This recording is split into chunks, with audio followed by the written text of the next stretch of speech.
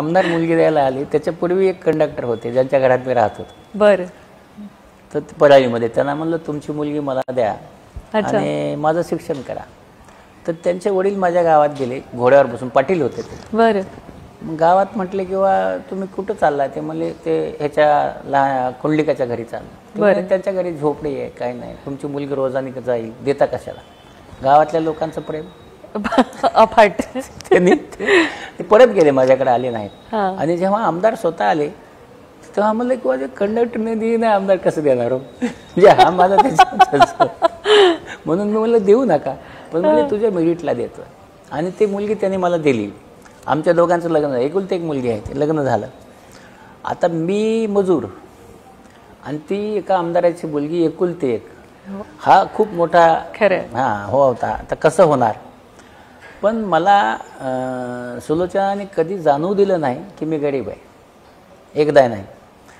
तिची श्रीमंती किंवा तिला काही म्हणजे असं घरामधलं सगळं तिचं हे, तर म्हणजे ती घरामध्ये स्लीपर घालून फिरायची. आम्हाला कॉलेजमध्ये पण स्लीपर नव्हता, म्हणजे चप्पल पण नव्हता, म्हणजे अशी आमची परिस्थिती.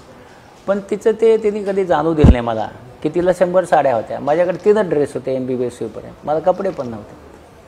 पण तिने बहुतेक ते व्यवस्थित मॅच केलं. आणि घरामध्ये किती कठीण आहे मॅच करणं, किती कठीण. कारण मी स्वयंपाकाला बाई ठेवत शकत नव्हतो, ते स्वतः स्वयंपाक केला. आणि आज त्याच्यानंतर जेव्हा माझं किडनी बदललं, आता किडनी बदलून मला 30 वर्ष झाला. मला असं वाटतं की 30 वर्ष जगणारा मी फार कमी लोकांमध्ये एक असावा, कारण फार दिवस जगत नाही माणूस किडनीनंतर. आजही मी घरी कॅम्प करतो, बाहेर जातो, रात्री किती वाजता घरी येतो, 12 वाजता 1 वाजता येतो. तिने मला असं विचारलं नाही तू कुठे गेला होता, ती मला हसून वेलकम करते. आणि मला आजही माझ्या किडनी पुढे जगण्याच्या मागे तिचा मोठा हात आहे. मला कधीही त्यांनी शिळी भाकरी आणि शिळी दिली नाही. गरमच भाजी, गरमच पोळी, जेव्हा जाईल तेव्हा भाकरी खातो मी.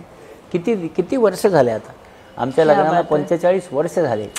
45 वर्षात त्यांनी मला कधीही म्हणजे गरमच खायला दिलं. आणि मला असं वाटतं की मला ते माझ्यासाठी तरी तिचं खूप मोठं योगदान आहे.